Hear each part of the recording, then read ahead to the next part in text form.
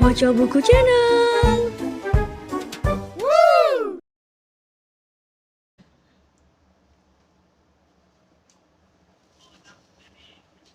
Bab 5. Ragam resistensi komunitas, kritik atas birokrasi hingga patriarki. Bagian ini membahas beberapa teman mengenai arah dan bentuk resistensi yang dilakukan terkait dengan keberadaan angkringan. Untuk mengidentifikasi resistensi yang dilakukan, bagian ini akan merujuk pada beberapa pengertian yang ada dan kenyataan yang terjadi di lapangan untuk kemudian menentukan beberapa karakteristika resistensi yang dipahami dalam kajian buku ini. Berdasarkan beberapa pengertian, diketahui ada berbagai sifat resistensi yang perlu dipertimbangkan, yaitu bahwa resistensi satu tidak bersifat tunggal dan universal. Dua, terbentuk oleh berbagai repertoire yang maknanya bersifat khas. Dan tiga, hasil komplikasi berbagai pengertian yang lebih umum. Menyatakan perlawanan adalah sesuatu yang bersifat A, organik, sistematik, kooperatif, B, berprinsip tidak mementingkan diri sendiri, C, berkonsekuensi revolusioner, dan atau D, mencakup gagasan atau maksud-maksud yang meniadakan basis dominasi itu sendiri. Pengertian ketiga ditentang Scott yang menyatakan definisi tersebut akan menghilangkan pemahaman kita tentang berbagai resistensi yang terjadi dalam masyarakat, khususnya masyarakat bawah yang selalu terdominasi. Masyarakat seperti itulah yang tersebar di berbagai negara berkembang, termasuk Asia. Menurut Scott, sebagian besar perlawanan kalangan bawah tak terorganisasikan atau bersifat sistematik, tidak berkonsekuensi revolusioner, dan tidak bertujuan untuk meniadakan basis dominasi itu sendiri. Semua itu justru mewujudkan bentuk resistensi yang khas dari orang-orang kalah. Begitu James Scott menyebutnya, resistensi yang kemudian dilakukan dengan sabar, gigih, dan terus bertahan. Berdasarkan berbagai pengertian yang ada serta mempertimbangkan pijakan teoretis dan kontekstualitas dari realitas yang diteliti dan dipahami peneliti, maka dalam buku ini kemudian dipertimbangkan beberapa aspek terkait dengan resistensi. Dalam buku ini kemudian resistensi dipahami dalam beberapa karakteristika khasnya. Pertama, resistensi apapun bentuknya disadari sebagai sesuatu yang dilakukan untuk memperoleh hak seseorang atau sekelompok orang atau menjaga kelangsungan atau keberadaannya dari upaya-upaya pihak lain untuk mengambil, meniadakan, menyingkirkan, atau meremehkan dirinya atau kelompoknya. Kedua, resistensi dapat dilakukan oleh individu, kelompok, lembaga, atau dilembagakan. Ketiga, resistensi dapat dilakukan baik secara sangat terbuka maupun sangat tertutup, atau di antara kedua kutub itu dalam gradasi yang beragam dan harus dipahami secara kontekstual. Keempat, resistensi seharusnya tidak selalu dinilai dari keberhasilan material, akan tetapi bagaimana dia dapat terus dilakukan dan dipertahankan oleh kelompok yang tertindas sebagai kekuatan dirinya untuk menghadapi kehidupannya, maupun pihak yang menindas atau mendominasinya. Pertanyaannya kemudian adalah terhadap siapa mereka melakukan resistensi. Selain itu, bagaimana resistensi dilakukan komunitas melalui angkringan? Resistensi melalui angkringan, siapa yang dilawan? Berdasarkan data yang ditemukan dapat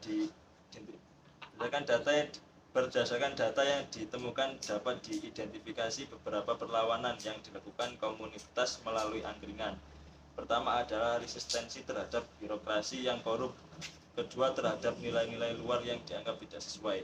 Ketiga, resistensi terhadap media mainstream. Keempat, resistensi terhadap kebijakan komunikasi yang memarginalkan kepentingan komunitas. Kelima, resistensi terhadap nilai-nilai patriarki. 1. Resistensi terhadap birokrasi.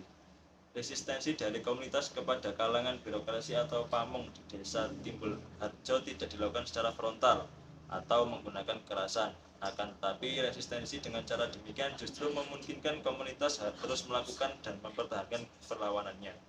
Resistensi dengan cara itu terbukti lebih mudah mendapat dukungan warga dan sulit dihentikan begitu saja oleh penguasa. Perubahan untuk lebih halus juga dipahami dalam perjalanannya. Ada dua sumber yang terus menjadi pemicu kekuatan untuk melakukan resistensi dari masyarakat. Pertama, dari aspek budaya Pertama dari aspek budaya Jawa, dan kedua proses pencerahan yang didasarkan pada perdebatan terhadap informasi yang dapat diakses atau dimiliki. Secara budaya sebenarnya apa yang dianggap penyelewengan jelas ditekankan harus mendapat hukuman, seperti yang diungkapkan oleh salah seorang tokoh budaya Jawa yang mengelola rumah budaya Tembi. Beliau mengemukakan dalam budaya Jawa ditekankan bahwa kalau salah seharusnya diberi hukum yang sesuai hukum yang ada. Secara budaya orang Jawa umumnya percaya bahwa sebenarnya apabila peraturan dilanggar maka pelanggarnya akan mendapat hukuman dari Tuhan, yaitu hukum karma. Orang Jawa itu mempunyai hukum karma dari penasihat dulu. Jika ada peraturan yang dilanggar maka akan mendapat hukuman Gusti Pangeran atau Tuhan. Umpamanya orang yang hidup itu jangan bertindak semaunya saja karena Tuhan Maha Tahu. Karena menurut paham Jawa orang itu kelihatannya satu tetapi sebenarnya dua dengan pengawasan Tuhan. Sebetulnya tahu saja berbuat apa saja. Walaupun warga tampaknya diam, akan tetapi sebenarnya mereka selalu menilai masalah dan konflik yang terjadi di Timbulharjo, serta bagaimana perilaku para pemimpinnya. Angkringan ini dulu pernah mengadakan masalah sertifikat massal. Itu gagal karena ada unsur pengaruh kepala dusun suku itu. Dianggapnya warga Angkringan mencuri milik mereka, istilahnya proyek atau sesilan mereka. Tetapi kalau saya menilai bagaimana membantu sedangkan bagaimana untuk melangkah demi ketertiban masyarakat dalam hal sertifikatan, sebenarnya sudah jalan, tapi ada yang mutus, orang yang berpikir, lah nek ngono carane aku ora oleh income, akhirnya sampai sekarang tidak jalan. Nah itu kan diatur lurah lewat rapat-rapat dengan dukuh yang tidak setuju. Padahal dari Angkringan tidak memungut spesial pun, hanya membantu masyarakat demi kelancaran dan ketertiban masyarakat untuk memiliki sertifikat. Tapi kok salah terima wawancara. Walaupun kadang-kadang mereka tidak melibatkan diri pada permasalahan secara langsung, akan tetapi perlawanan mereka lewat budaya disalurkan melalui Angkringan dalam berbagai pitutur yang ditembangkan dalam program Majapatan dan Sholawatan. Di dalam tembang-tembang atau selawatan itu terdapat atau tersirat peringatan tentang hukum karma, yaitu keyakinan bahwa orang-orang seperti itu suatu saat akan menerima balasan dari perbuatannya, seperti ditugaskan oleh seorang informal mengenai hukum karma dengan cara mengomentasi mantan Presiden Soeharto. Misalnya Pak Harto, rakyat kan tidak tahu apa-apa tentang Pak Harto saat itu. Taunya listrik masuk desa, segala sesuatu jalan di aspal kabeh. Ini kan sudah percaya karena rakyat tidak tahu bahwa Pak Harto dulu bisa melaksanakan begitu. Utangnya luar negeri terus numpuk, rakyat tidak tahu. Wah, Pak Harto sakwisi nyekel presiden, wah listrik masuk desa, jalan di aspal, pembangunan tercapaikan. Tapi karena Pak Harto mungkin sudah melakukan perbuatan-perbuatan yang mana melanggar pawengeran presiden, terpengaruh mungkin oleh anak-anaknya, mungkin dengan komplotannya ini jadi kena hukum karma. Contohnya Tommy Soeharto, gimana ngunduhi Pak Karti atau piye anak presiden kok dihukum. Jadi wong urip iki percayaan orang Jawa lho, ngunduhi wong tinandur ngandut wong Pak Karti. Nek aku nandur jambu bakal aku ngunduh jambu. Nek aku nandur sing marake gatel, ya aku mesti kegatelan. Ini sudah pakem Jawa.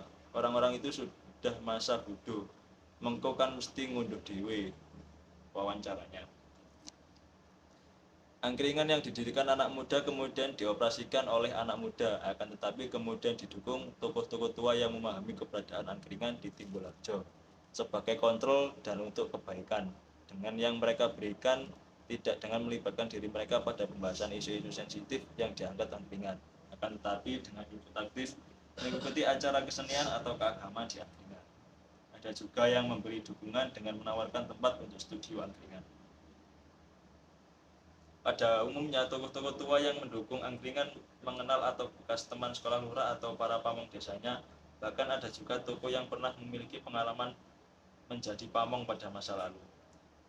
Secara formal mereka tidak memiliki kekuasaan, akan tetapi sebagai orang tua atau yang dituakan dalam budaya Jawa, keterlibatan dan dukungan mereka tetap tidak bisa diabaikan begitu saja, termasuk oleh birokrasi desa.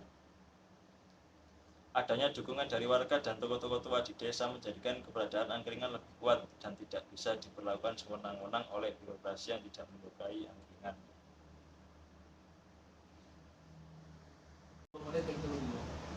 Oke. Sumber resistensi yang kedua adalah berbagai informasi yang dimiliki sehingga dapat menjadi argumentasi untuk melakukan kritik seperti yang diungkapkan salah seorang pamong. Menurut pamong tersebut, angkringan bisa memuat pengalaman desa lain yang berhasil sebagai perbandingan sehingga kemudian bisa dijadikan contoh. Pamong tersebut menambahkan bahwa dengan begitu masyarakat juga dapat menjadikan angkringan sebagai sumber informasi. Kalangan pendukung yang relatif lebih muda akan tetapi tidak ingin terlihat secara terbuka aktif atau tidak memiliki waktu untuk aktif di angkringan. Biasanya mendukung dengan cara menjadi memasuk data yang dibutuhkan atau menjadi narasumber untuk angkringan terkait dengan kasus-kasus yang dibahas angkringan. Contoh kekuatan informasi dalam menghimpun kekuatan untuk melawan pihak yang melakukan penyelewengan terjadi pada kasus kredit tani. Salah seorang pelanggan menyebarluaskan buletin angkringan yang berisi data kelompok tani yang menunggak. Informasi yang dimuat menyadarkan teman-temannya bahwa ada penyelewengan dana pembayaran KUT mereka karena mereka memiliki data dari buletin yang juga sudah dicek kepada pihak-pihak terkait, maka mereka berani menuntut pelaku penyelewengan dan pelaku tersebut tidak dapat mengelak. Contoh-contoh resistensi di angkringan umumnya adalah kalangan muda. Mereka berusaha mencari, mengolah, dan kemudian menyebarluaskan berbagai informasi sehingga masyarakat tidak hanya memiliki informasi yang diberikan pamong. Berbagai informasi yang disebarluaskan oleh angkringan diantaranya adalah masalah pertanian, KUT, sertifikat pemilu, ganti rugi sutet, bantuan langsung bagi rakyat miskin, calon-calon lurah dan programnya serta proses dan hasil pemilihan lurah, pamong, dan lain-lain. Dengan tersebarnya berbagai informasi tersebut, maka masyarakat dapat membandingkan dan melakukan penilaian dan memahami situasi yang mereka hadapi. Mekanisme pencarian, pengolahan, dan penyebarluasan informasi tersebut dibentuk dalam angkringan melalui para reporter dan para redaksi atau penyiarnya. Contoh lahir perlawanan pada birokrasi dilakukan angkringan berkaitan dengan struktur kepanitiaan atau organisasi di desa. Selama ini setiap organisasi atau kepanitiaan kegiatan yang dibentuk di Timbulharjo selalu mencantumkan seseorang yang diposisikan sebagai pelindung. Umumnya kepala desa, pamong atau tokoh-tokoh desa yang diposisikan di situ. Tidak ada aturan tertulis, akan tetapi seolah-olah hal itu harus diterima dan dilaksanakan. Ketika angkringan mengajukan susunan pengurusnya ke pamong, mereka tidak mencantumkan seorang pun dalam posisi sebagai pelindung. Ketika hal itu ditanyakan, mereka mengatakan bahwa pelindungnya adalah Tuhan Yang Maha Esa. Entah karena memang mengakui tidak memiliki peraturannya atau takut apabila angkringan menyampaikan penolakan itu ke masyarakat, maka dianggap pamong merasa melebihi kekuasaan Tuhan. Akhirnya mereka tidak percaya mempermasalahkan hal itu lagi. Upaya melemahkan kekuatan angkringan bukan tidak ada, baik secara terang-terangan dengan sabotase kesetujuan angkringan maupun ke persoalan-persoalan yang terlibat di angkringan. Salah satu contoh adalah pemutusan kabel telepon. Angkringan telah mendapat izin memparalelkan telepon kelurahan pada malam hari, sehingga ketika angkringan siaran mereka dapat memanfaatkan fasilitas telepon walau menerima saja. Akan tetapi fasilitas itu sempat mengalami sabotase sebanyak 3 kali sehingga angkringan membuat tulisan singkat dalam kolom interupsi berjudul "Putus lagi teleponku, putus lagi teleponku". Tulisan itu menceritakan kekesalan Gareng terhadap Petro yang memutuskan teleponnya sehingga Gareng tidak dapat menerima telepon dari pacarnya. Di akhir cerita, ketika Gareng mengetahui itu olah Petro, kemudian dia pura-pura mengeluh ke Petro dengan mengatakan, "Kok masih ada ya orang yang berbuat sadis seperti itu? Saya kira orang itu perlu dipertanyakan moralitasnya." Selain untuk menginformasikan kasus pemutusan telepon itu ke masyarakat, mereka juga mempertegas perlawanannya dengan menambahkan kalimat di akhir cerita yang berbunyi, "Tulisan ini terinspirasi dari kejadian pemutusan telepon paralel di sekretariat angkringan sebanyak 3 kali oleh tuan penjahat yang budiman. Semoga Tuhan memberikan jalan terang kepadanya." Ini sebuah cara melawan yang halus, akan tetapi pasti dipahami oleh komunitasnya di Timbulharjo. Kasus lain untuk melemahkan angkringan adalah dengan mempengaruhi keluarga pengelola angkringan. Salah seorang pengelola angkringan memiliki kegiatan membuat kerajinan dan sekaligus aktif di angkringan. Salah seorang pamong mempengaruhi keluarganya dengan mengatakan bahwa sejak aktif di angkringan, anak itu kerjanya dalam membuat kerajinan jadi terganggu. Bahkan dikatakan bahwa anak itu sekarang tak jelas kegiatannya. Hal itu membuat keluarganya kemudian menegur anak tersebut dan memintanya tidak aktif di angkringan. Hiburan berupa lagu juga cukup banyak yang diarahkan pada upaya untuk melakukan perlawanan melalui kata-kata. Pilihan lagu seperti Iwan Fals dengan sadar dipilih karena alasan posisi angkringan untuk melakukan kritik sosial, atau lagu-lagu seniman kemanusiaan lainnya yang mengangkat ketidakadilan dan penindasan terhadap rakyat kecil dalam lagunya seperti yang dicantumkan Girly dalam lagu Marsina. 2. Resistensi terhadap nilai-nilai yang tidak sesuai. Budaya Jawa dengan segala tata krama dan filosofisnya masih ingin dipertahankan oleh komunitas di Timbul Harjo. Ketakutan atau kekhawatiran tentang hilangnya budaya Jawa cukup sering terungkap. Ada kesadaran bahwa budaya Jawa harus menjadi kekuatan untuk menghadapi budaya luar yang mereka anggap tidak sesuai dengan budaya Jawa. Seperti yang diungkapkan salah seorang informan yang menjadi koordinator dan pengisi acara sholawatan. Informan tersebut mengungkapkan kalau bisa budaya asli itu jangan lenyap. Jangan sampai etiket sopan santun terutama kesusilaan. Jangan sampai budaya kita terdesak oleh budaya luar. Kata-kata kalau bisa dalam bahasa Indonesia bisa diartikan bahwa tidak terlalu penting, atau dengan kata lain, kalau tidak ya tidak apa-apa. Ini dikemukakan dikarenakan adanya rasa ketidakberdayaan atas situasi yang berkembang berkenalan dengan sikap kalangan muda.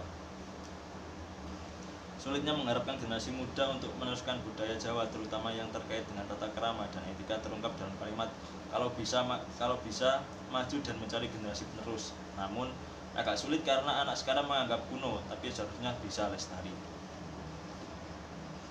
Kecemasan yang dirasakan pada dasarnya terkait dengan kekhawatiran pada kalangan mudanya.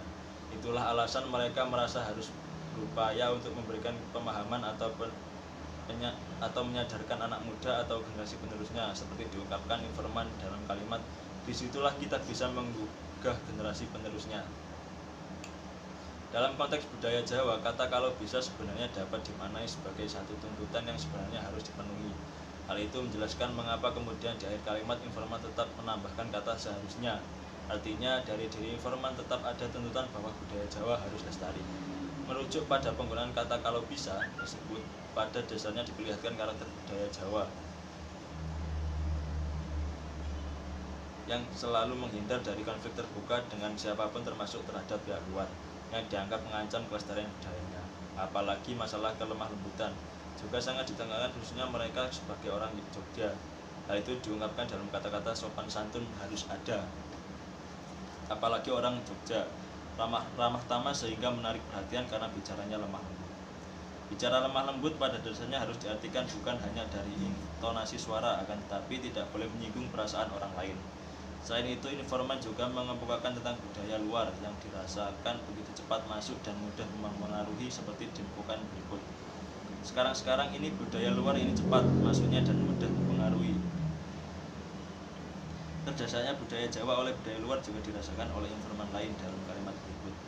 Sebetulnya gimana ya agar budaya Jawa kasarnya nggak hilang gitu loh. Soalnya dari luar itu terlalu tajam sekali, bisa dikatakan mendesak gitu. Ya dari seni dari luar itu banyak kan kesenian yang terlalu mendesak, seolah-olah akan punah budaya Jawa. Terutama ya yang saya bidangi, sholawat itu jangan sampai meninggalkan nenek moyang itu, kalau bisa diwuri-wuri gitu aja. Kata-kata informal yang mengatakan sebenarnya gimana ya agar budaya Jawa kasarnya nggak hilang gitu loh, menggambarkan kecemasan menghadapi budaya luar. Menghadapi kondisi tersebut, maka ketika angkringan memberikan mereka ruang untuk mengekspresikan budaya tersebut, mereka sangat menghargai. Mereka dengan antusias mengisi acara macapatan dan sholawatan sekali seminggu. Tiap acara memiliki koordinator sendiri yang mengorganisasikan anggotanya untuk mengisi acara tersebut. Pada dua acara tersebut, para pengelola angkringan hanya menyediakan tempat dan seorang penyiar untuk mengantarkan acara tersebut. Koordinator lah yang menghubungi anggota-anggotanya yang akan mengisi acara.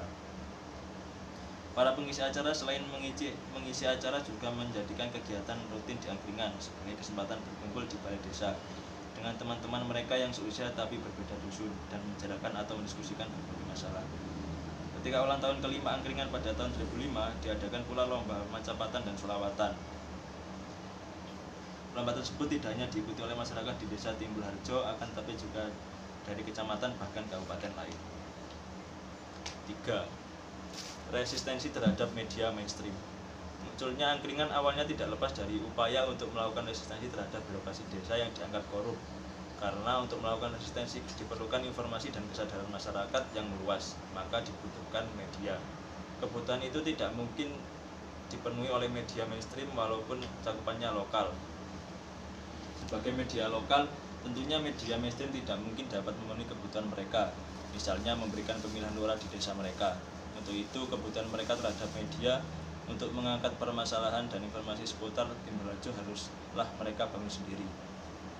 Seperti yang diungkapkan salah seorang pendirinya bahwa hubungannya masih seperti yang dulu, bahwa angkringan muncul untuk mengisi ruang yang tidak bisa dipenuhi oleh media lain. Pemilihan lurah merupakan hal penting bagi sebuah komunitas, dan tentu saja itu tak mungkin masuk dalam hitungan media mainstream tingkat lokal sekalipun. Ketika ada pemilihan pemimpin nasional pun, peliputan media mainstream masih menggunakan uang atau keberpihakan mereka. Selain angkringan yang berusaha memenuhi kepentingan komunitasnya untuk mengetahui berbagai informasi tentang calon pemimpin secara berimbang, mereka juga membuat pola pemberitaan yang berbeda dengan media mainstream.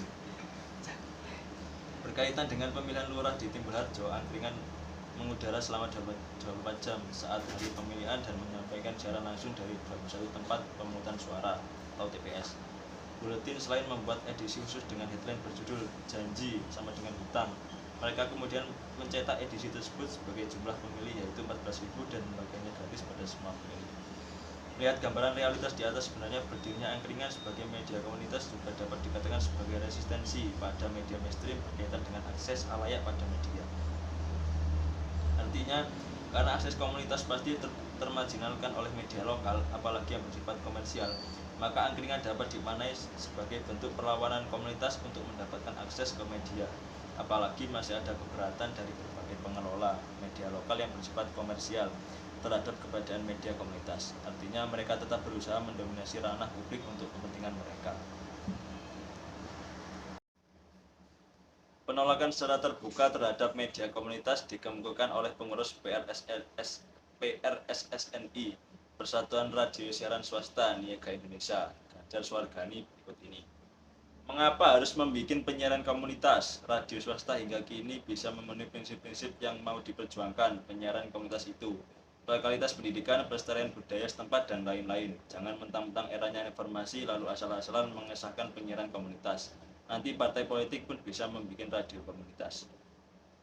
Salah seorang informan mengemukakan pula bahwa berbagai acara di media mainstream dianggap menyebarluaskan nilai-nilai yang tidak tepat atau tidak sesuai dengan filosofis kehidupan komunitasnya. Karena itulah seorang pengelola mengemukakan secara sadar angkringan memosisikan dirinya untuk melakukan perlawanan terhadap pesan-pesan yang disebarkan oleh media.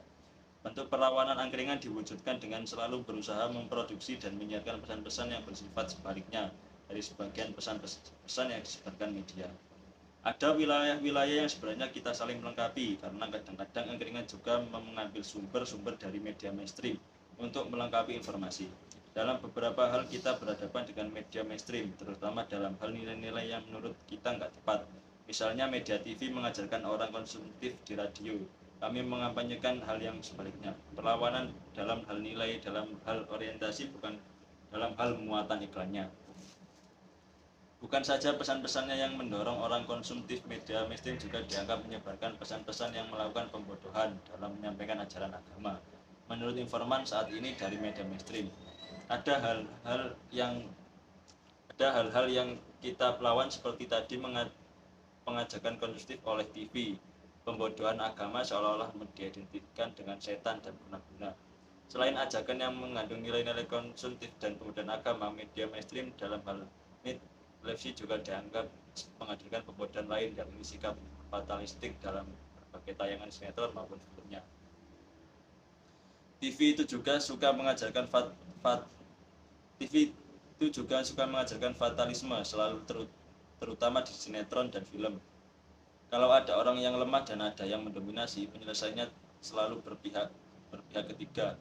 Kayak cerita bawang putih dan bawang merah, selalu ditindas itu nelimut dan nanti akan ada pertolongan dari pihak ketiga, sehingga dia akan happy ending. Nah, itu menurut kami merupakan salah satu pembodohan juga, karena tidak membuat orang itu memperjuangkan haknya. Misalnya itu juga yang kita lawan. Dengan rangkaian kalimat yang diungkapkannya dapat diartikan bahwa informan memaknai media, dalam hal ini televisi, membiarkan khalayak terbiasa pasrah menghadapi penindasan atau masalah dan berharap adanya pihak lain yang menyelesaikan masalahnya. Sebagai media komunitas, angkringan justru mengupayakan agar khalayak menyadari segala bentuk dominasi yang diterimanya serta pelanggaran terhadap hak mereka karena dominasi tersebut. Kesadaran yang dihasilkan diharapkan menjadi dasar bagi khalayak angkringan untuk berani memperjuangkan haknya untuk menyelesaikan masalahnya. Isu lain adalah berkaitan dengan politik uang dalam setiap pemilihan pemimpin di negeri ini. Angkringan tidak saja membuat informasi yang jelas, rinci, dan berimbang untuk semua calon pemimpinnya, tapi secara tegas mengingatkan masyarakat untuk menolak politik uang di dalam buletin yang juga kemudian dibacakan di radio. Dengan kalimat sebagai berikut. Berita angkringan dalam rangka Pilkades Timberharjo 2003. Anda bisa menjual dukungan suara kepada calon lurah atau pamong desa.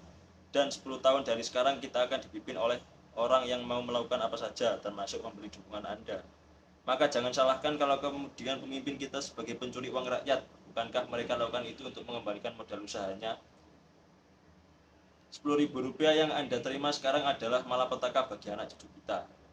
Terima kasih kepada Anda yang telah menjual dukungan suara. Anda telah berjasa besar dalam melahirkan munculnya para koruptor menjadi pemimpin desa di Timberharjo. Selama proses kampanye atau pemilihan kepala desa atau lurah, pilkades atau pilurdes, angkringan aktif melakukan penyebarluasan berbagai informasi perihal pemilihan lurah. Berita-berita tersebut mencakup profil calon, program yang ditawarkan calon, pandangan-pandangan calon tentang tugas mereka, masalah yang ada di desa, dan bagaimana mereka menyelesaikan masalah-masalah tersebut. Selain itu, dimet atau disiarkan pola tanggapan warga terhadap calon-calon dan harapan mereka terhadap calon yang nanti terpilih. 4. Resistensi terhadap kebijakan yang memarginalkan media komunitas. Konteks historis munculnya angkringan dilihat dari aspek sosial dan politik secara makro adalah terjadinya informasi di Indonesia dan berkembangnya semangat untuk mengembangkan demokratisasi. Reformasi yang memunculkan situasi yang lebih kondusif untuk masyarakat sipil melahirkan beberapa perubahan kebijakan termasuk dalam bidang media. Desakan masyarakat sipil yang terus dilakukan akhirnya berhasil mendorong dilahirkannya kebijakan di bidang penyiaran yang dapat mengurangi dominasi media mainstream secara nasional. Legalitas media komunitas sebagai pengakuan pada hak komunitas yang sebelumnya sering dianggap sebagai penyiaran tak legal juga diakui. Dalam pelaksanaannya, prinsip-prinsip dasar yang dikandung undang-undang tersebut seringkali dimaknai secara berbeda sehingga menimbulkan perdebatan. Salah satu yang telah menjadi perdebatan adalah Peraturan Pemerintah 051 tahun 2005 tentang Lembaga Penyiaran Komunitas. PP ini dipermasalahkan oleh para pengelola media komunitas karena dianggap mencerminkan ketidakpahaman mengenai situasi dan kondisi komunitas yang beragam sehingga isinya sangat merugikan atau menghambat perkembangan media komunitas. Untuk melakukan perlawanan terhadap kebijakan, maka angkringan sebagai media komunitas memahami keterbatasan kekuatannya. Mereka sadar tidak mungkin melakukan sendiri karena mereka hanya media kecil dan melibatkan komunitas kecil. Akan tetapi mereka juga sadar bahwa terdapat ratusan media komunitas yang juga mengalami hal yang sama. Kondisi itu kemudian melahirkan kesadaran untuk bekerja sama dengan berbagai media komunitas dalam memperjuangkan keberadaan mereka secara legal. Kegiatan berjaringan angkringan salah satunya dilakukan melalui jaringan radio komunitas Yogyakarta atau disingkat JRKY, dan di tingkat yang lebih luas lagi dengan jaringan radio komunitas Indonesia JRKI. Kegiatan jaringan radio komunitas Yogyakarta kemudian berkoordinasi dengan media-media komunitas di tingkat lokal. Jadi berarti posisi JRKI ini medan perang yang memang lewat dari sana ya. Oh, jadi artinya komunitas menyelesaikan isu-isu di bawah. Kemudian terutama mungkin berkaitan dengan masalah struktur ya, kelembagaan ya. Jadi ketika kita bicara masalah kelembagaan atau misalnya jadi kebijakan itu yang akhirnya harus di situ ya, tidak mungkin tidak. JRKI harus berperan baik, JRK di level provinsi kemudian JRKI di level nasional. Tampaknya para pengelola radio komunitas sadar akan lawannya. Oleh karena itu selain terus mempertahankan keberadaan radionya, mereka terus menjaga hubungan di antara mereka dan memperbesar kekuatan mereka. Walaupun menghadapi banyak hambatan, akan tetapi untuk mempertahankan keberadaannya, dukungan komunitas menjadi harga mati yang tidak dapat digantikan dan dianggap paling kuat. Urusan lainnya akan dapat dinegosiasikan misalnya dengan balai monitoring dan pemda setempat. Apalagi saat ini mereka menyadari masanya otonomi daerah bukan lagi sistem pemerintahan terpusat. Negosiasi lokal di Yogyakarta menjadi lebih mudah dengan menggunakan hubungan yang lebih berbasis kepentingan lokal, terutama difasilitasi oleh pihak KPID Yogyakarta. Sementara itu, CRI dengan para aktivitas radio komunitas di Yogyakarta dengan pengalamannya mengembangkan radio komunitas di Yogyakarta juga membuat gerakan yang lebih luas. Terus memfasilitasi perkembangan radio komunitas di berbagai daerah di Indonesia, terutama di luar Jawa. Menurut mereka, persaingan media di wilayah-wilayah tersebut tidak terlalu ketat, sehingga kalangan industri media di daerah tersebut tidak terlalu peduli. Apalagi persetujuan kebijakan di pusat sangat menguras tenaga dan biaya. Oleh karena itu, sebagai organisasi lokal, CRI lebih fokus pada pengembangan radio komunitas di lapangan, diantaranya dengan mengembangkan program siar bersama FHR yang didukung Yayasan TIFA. Selanjutnya, CRI juga bekerjasama dengan berbagai pihak lokal di berbagai tempat untuk secepatnya terus mengembangkan berbagai radio komunitas di berbagai wilayah. Apabila makin banyak radio komunitas, makin dirasakan manfaatnya oleh masyarakat dan mendapat dukungan masyarakat, maka kekuatan untuk melakukan pertarungan di level kebijakan akan lebih mudah. Di tingkat internasional, mereka juga menyadari keberadaan AMARC, Association Mondial de Radio Comunitarias. Ini sebuah organisasi radio komunitas internasional yang memiliki lebih dari 3.000 anggota dari 110 negara. Apabila kita kunjungi websitenya www.ams.org, kita juga akan menemukan AMS Indonesia. Artinya perjuangan untuk radio komunitas tidak saja dilakukan di Indonesia, karenanya upaya melawan kebijakan yang memarginalkan kepentingan radio komunitas akan terus terjadi dengan berbagai cara dan oleh berbagai pihak.